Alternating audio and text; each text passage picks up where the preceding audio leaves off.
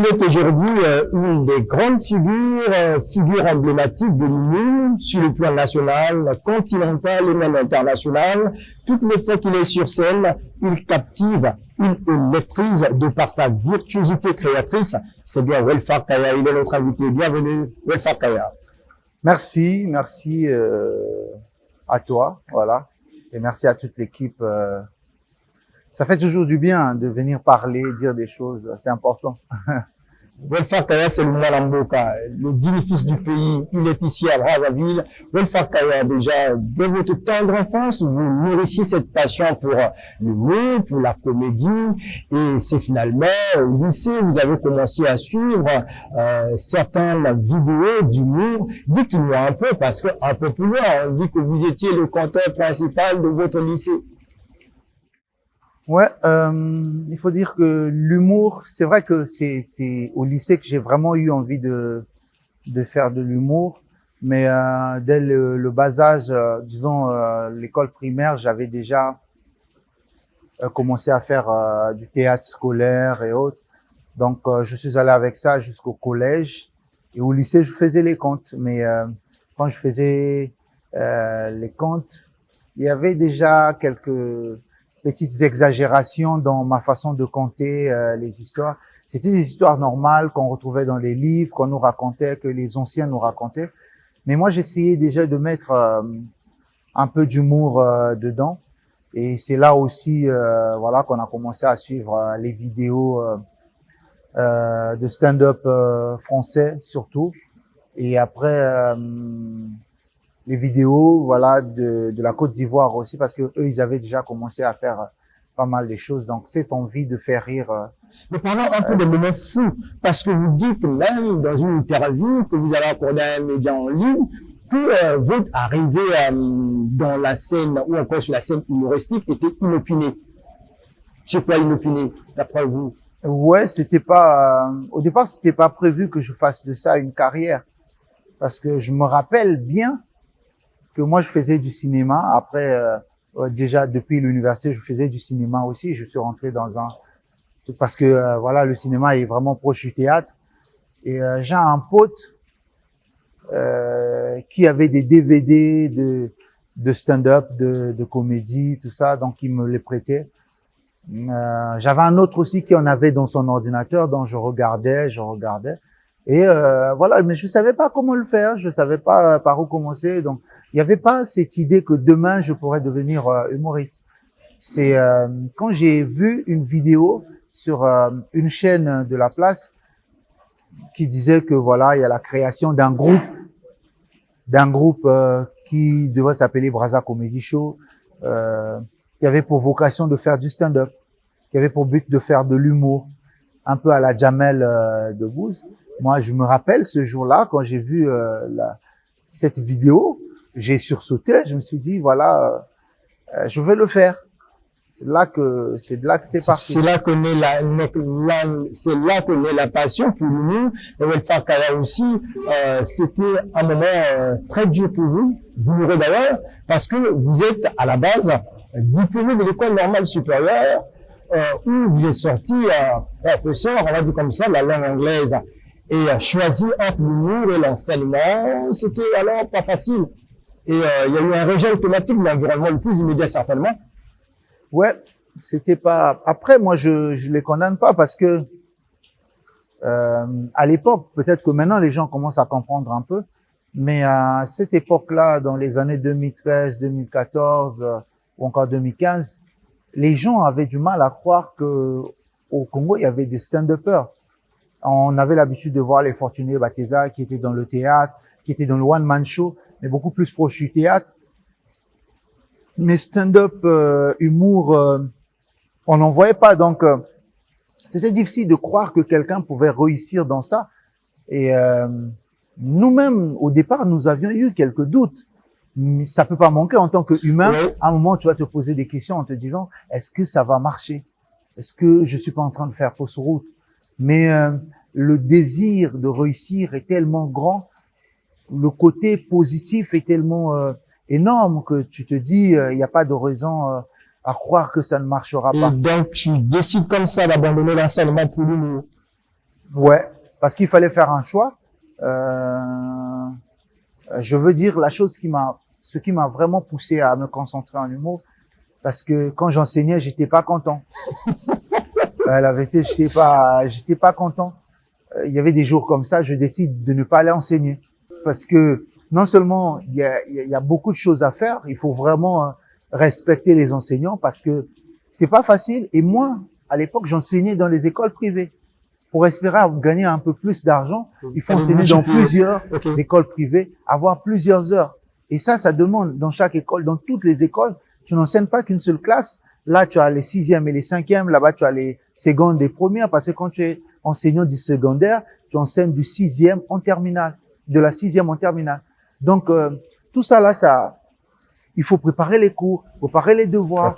Et nous tous, on sait quel est le niveau des élèves aujourd'hui, quel est le comportement de certains élèves aujourd'hui, qui se permettent même de manquer du respect aux enseignants, qui peuvent frapper les enseignants. Il y a trop de choses.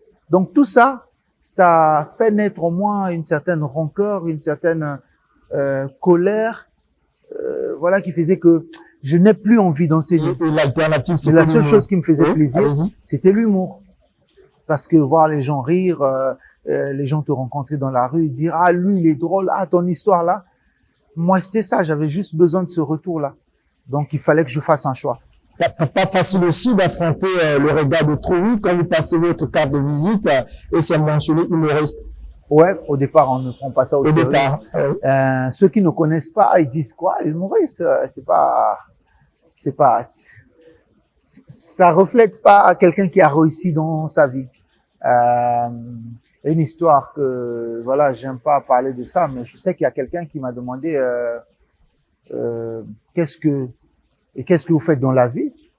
Je lui ai dit je suis humoriste. Il m'a dit et c'est tout ce que vous avez trouvé de mieux à faire. J'avais une copine qui m'a dit la même chose. Tu es drôle, mais tu trouves pas que c'est n'importe quoi ce que tu fais? Une copine, quoi, une copine? Ouais, une ex-copine avec qui on n'a même pas mis du temps parce que elle voyait pas d'avenir. Elle venait chez moi, je mangeais du pain, c'est bien dommage, quoi. le riz. Tu regrettes ça quand même?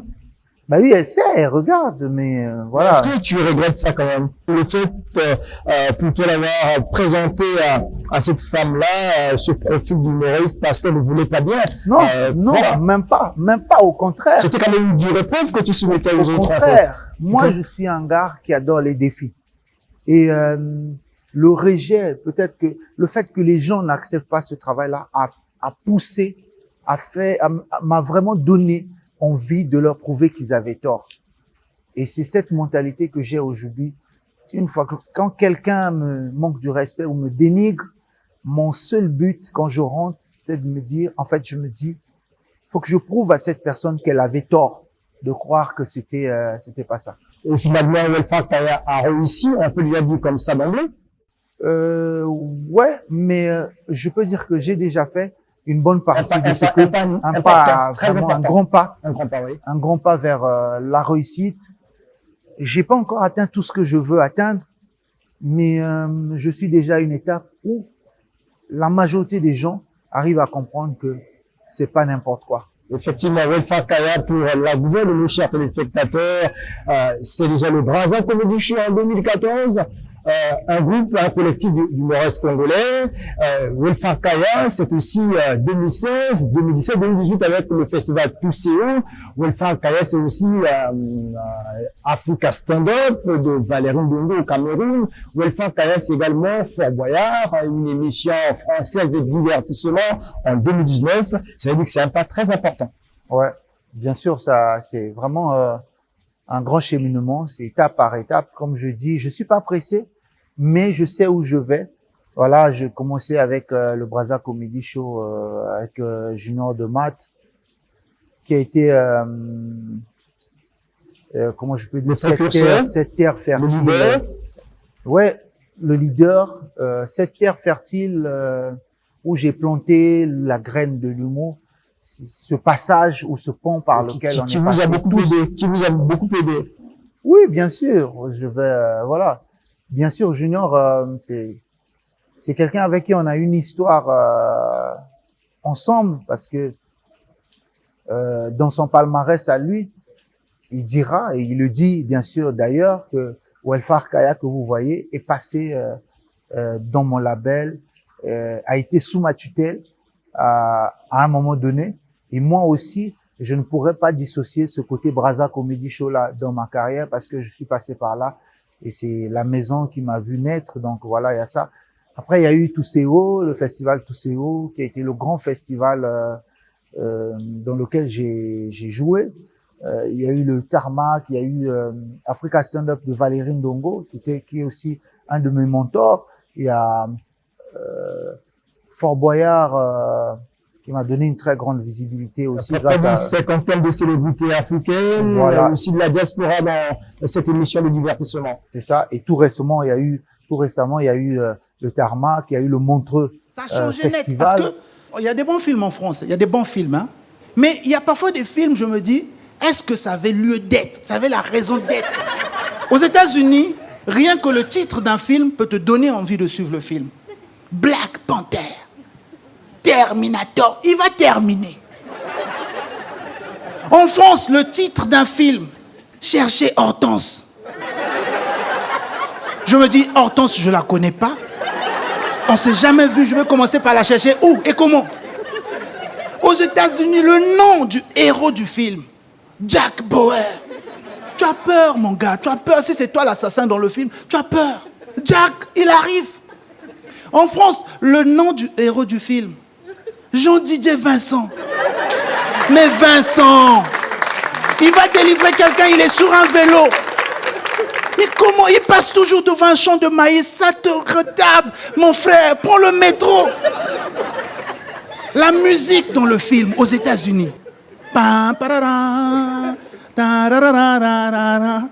frère, tu es chaud. La musique dans le film en France. On a cherché Philomène ce matin dans tous les bouts. On a sonné la sirène, on a battu les tambours. Les gendarmes, oh là là, m'ont trouvé dans tous les coins. Des Jeannette, des Lisette, mais Philomène, point. Vous avez été invité par Gou Michel aussi, une sommité, on va dire comme ça, un humoriste international. À ses côtés, c'était des moments très forts. Oui, Casino de Paris, Folie Bergère, c'est la tournée des 30 ans de carrière de Gou Michel. J'ai été invité. Ça fait suite à l'invitation que j'avais reçue à Abidjan au Palais de la Culture, toujours à la même occasion. Donc là, on prépare une tournée africaine avec Gou et je suis aussi invité. On va faire beaucoup de pays d'Afrique francophone. Voilà. Mais là, il m'a dit qu'il va prendre ses cours d'anglais pour qu'on aille jusqu'au Nigeria et au Ghana. Voilà. Donc, Welfare Kaya, au regard de ce parcours, on va dire le jeu des gens, parce que il est en train de faire des prouesses, il n'a qu'à suivre ses différentes prestations sur la toile. Welfare Kaya au royaume des femmes. Ça vous dit quelque chose? Ouais, c'est, je peux dire mon plus grand spectacle d'humour, parce que avant le royaume des femmes, j'ai fait Demi-Terrain, qui était cet essai-là que j'ai eu à faire en tant que seule personne, seul artiste seul sur scène. Demi-Terrain, j'ai fait une 40aine de minutes avec Herman Ibata qui a produit. Mais après, il y a eu Au Royaume des femmes que j'ai consacré à la femme. Hommage à la femme. Où c'était voilà, son ambiguïté, à la femme parce que aujourd'hui beaucoup de gens se plaignent, se disent comment faire pour comprendre la femme. On se pose tant de questions. La femme est au centre de tout dans le monde, tout. Il n'y a rien qu'on puisse faire sans parler de la femme. Donc c'est d'abord par ce canal-là que nous arrivons au monde. Il me fallait ce spectacle-là, rendre hommage à la femme, rendre hommage à ma mère.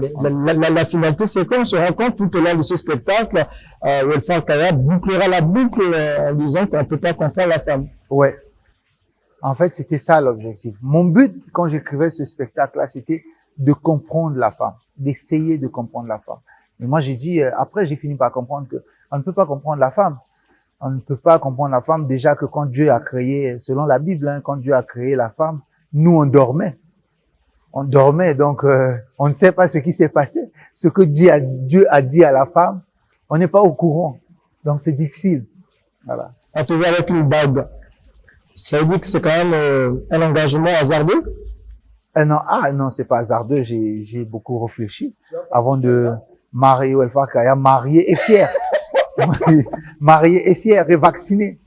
Tu as compris celle-là?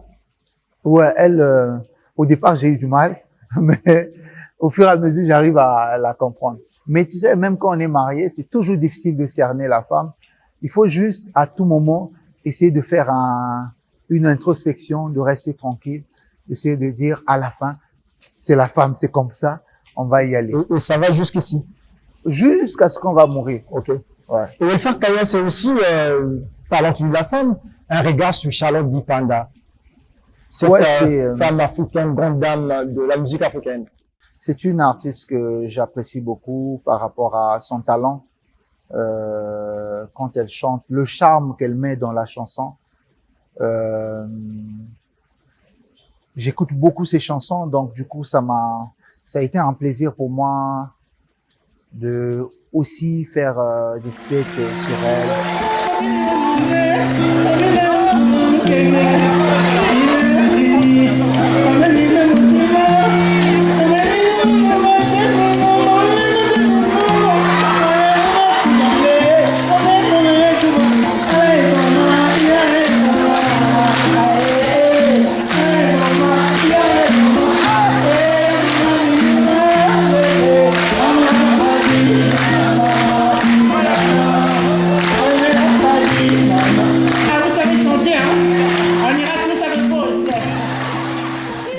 Humoristique, on voit Welfare Kaya en train d'imiter quasiment cette grande dame de la musique africaine, une façon de dire que il faut ici plaider pour la cause de la gente féminine, c'est ça?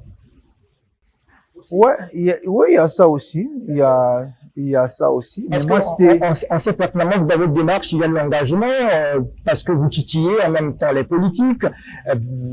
Aussi, vous appelez comme à la prise de conscience collective dans vos différentes scènes, quoi. On est différents, par exemple. Là-dedans, vous appelez un peu à la prise de conscience avec des vannes qu'il faut, hein. Ouais, pour moi, un artiste, c'est quelqu'un qui peint les réalités de son temps, qui doit peindre les réalités, qui doit se sentir concerné par rapport à l'évolution du monde.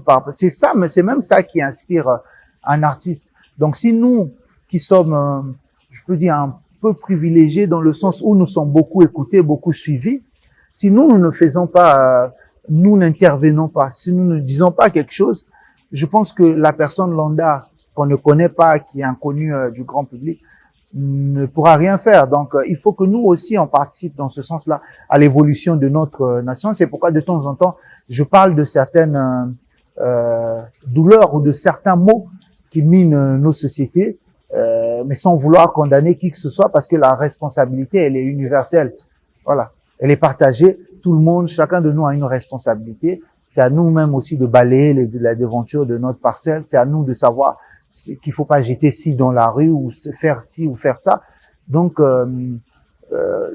les politiques ont une responsabilité, mais nous, population aussi, avons une responsabilité. Même si eux, ils ont une plus grande responsabilité parce qu'ils ont le financement, parce qu'ils sont décideurs, parce qu'ils ont tout ça. Il vous arrive, par exemple, de jouer face au président de la République. Là, vous êtes dans la peau d'un messager du peuple aussi.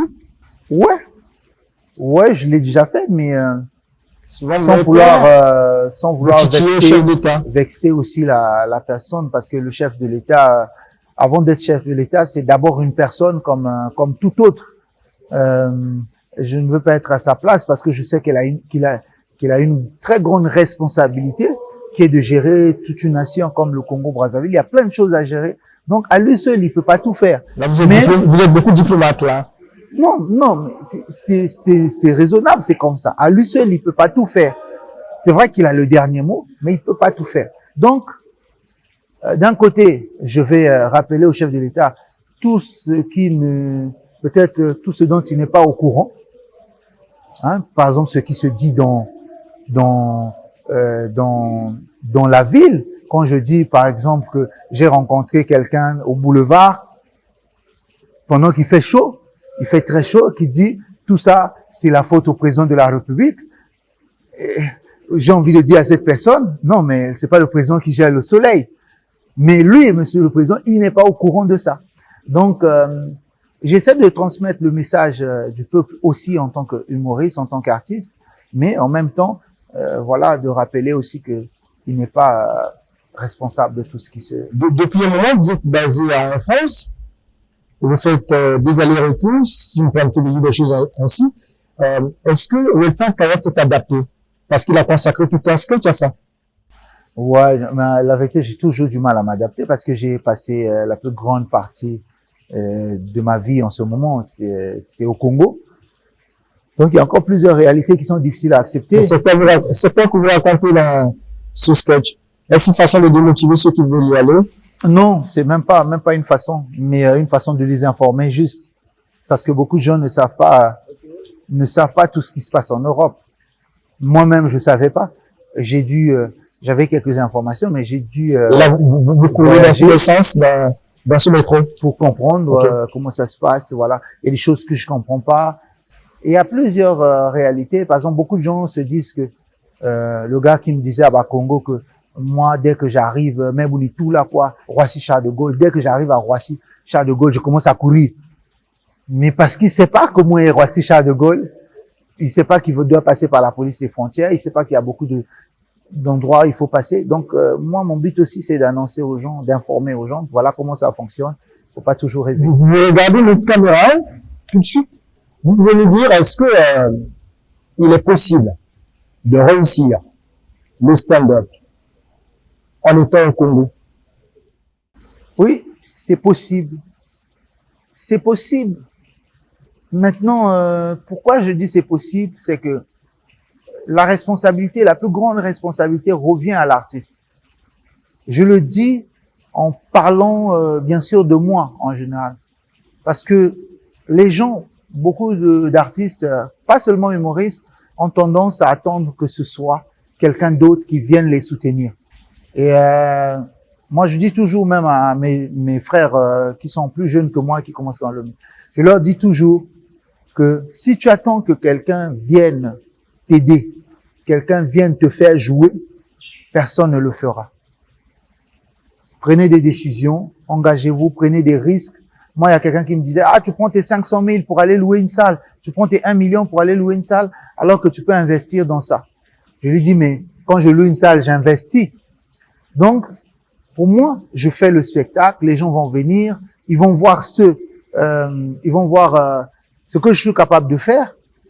Ça leur donne de la confiance. Prochainement, ils vont revenir. Et après ça, ils vont commencer à m'inviter dans des mariages, dans des cérémonies, parce qu'ils sont sûrs que je suis drôle.